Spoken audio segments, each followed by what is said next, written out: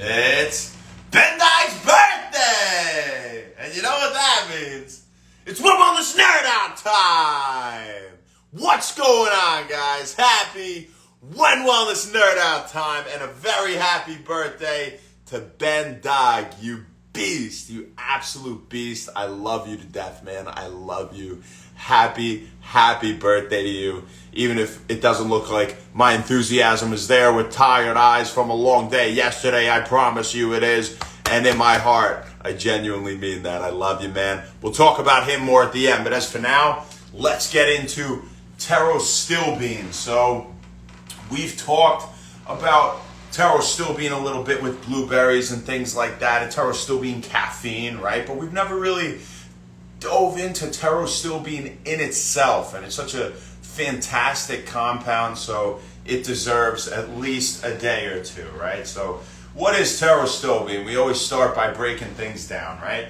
Pterostilbene is a type of stilbene molecule, and there are many different types, right? Again, pterostilbene just being one, and it is a dimethylated stilbene, so it has two methyl groups attached to it, right? So when we talk about a stilbene, what's a stilbene, right? You're like, great, Jay, I don't know what that is. Well, a stilbene is a type of polyphenol, okay? It falls under the class of phenolic compounds, because when we break down polyphenol, right, poly is many and phenol refers to phenols or phenolic compounds. So what are phenolic compounds, right?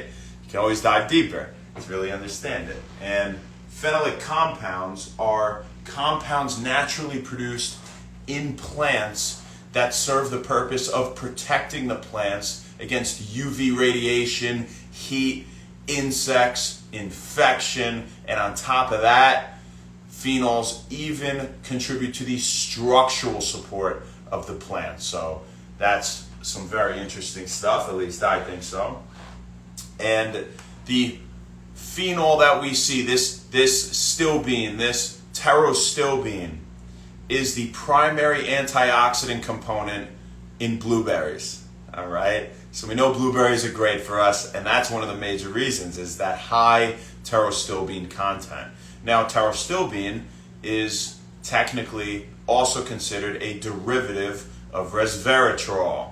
So I'm sure you've heard of resveratrol, right?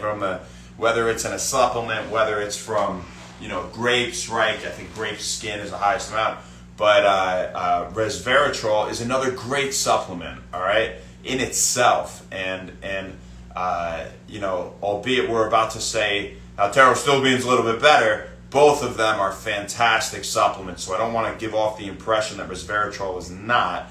There are just a few cons to taking resveratrol alone over pterostilbene, but if you could have both, they're both great for you, so get them both in, But when we kind of stack them side by side, right, pterostilbene is commonly referred to as the better resveratrol, in quotes, So a few reasons for that are better bioavailability.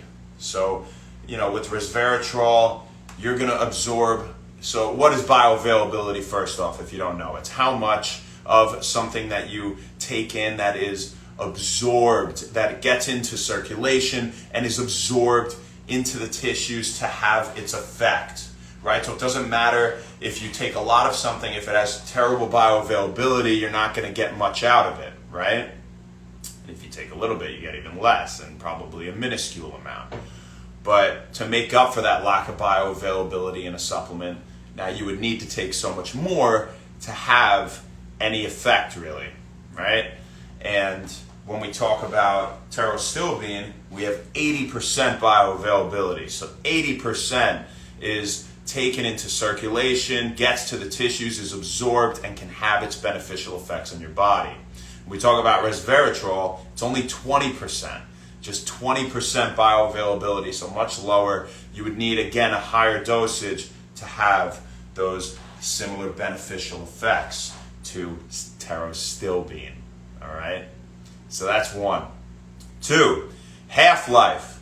The half-life of pterostilbene is 105 minutes, right? So that means, in 105 minutes, half of it will be degraded.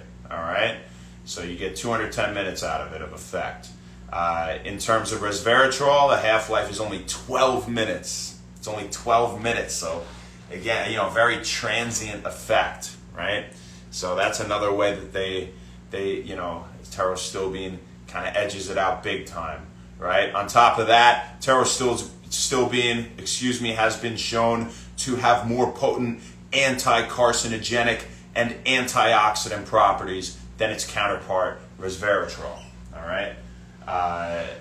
Now again, it's not to say resveratrol is bad. I mean, we could just, if you were gonna pick one, pick pterostilbene. All right, pick pterostilbene. They're both great for you. But if you can get both in a supplement, even better. Why not? And they have a synergistic relationship, meaning, they promote each other in a beneficial way, and it's good to take them together. So, again, get them both if you can, but if you got to choose, it's pterostilbene. Now, when we talk about the benefits of pterostilbene, right, we're going to get deep into them tomorrow because it's a lot for one day. It's a long list like phosphatidylserine was yesterday, right? So, to give you a little intro to it, we'll tell you this. Anti-anxiety. Pterostilbene has potent anti-anxiety properties. We'll talk about what dosages that is more familiarly seen with, at least through studies on mice and humans. It's enough.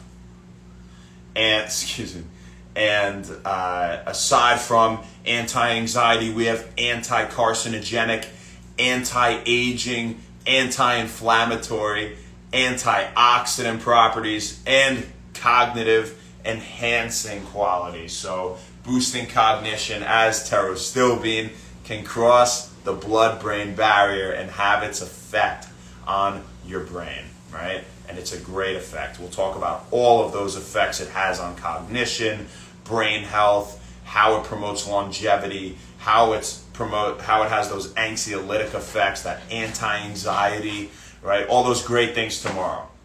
But as for now, let's talk about Ben Dyke. Happy birthday, Betty. Happy birthday, you strong animal. Dude, I love you so much. When I think of Ben, I just think of him murdering people on the rugby field. I hope you see this, man, because I really mean this, and I just love you as a person, and it was an honor to play with you in rugby. We talked about all that together. We don't need to get into that. That was, there's a lot between us that we went through, but you're a warrior, man. You're a warrior. I mean, I would see him chase down a kid from the other side of the field, 80 yards, tackle him at the 5-meter line, get up and hit the ruck right away, and then, turn the ball over, things like that. I mean, just, absolute beast out on the rugby field, and an absolute beast in real life, and really in general, of course. I mean, you're just a great dude. You're fun to be around. You don't have anything to hide. You're always smiling. You have great energy all the time. You're great at what you do. He's a great chiropractor. Ben Dyke, if you want to check him out, right? And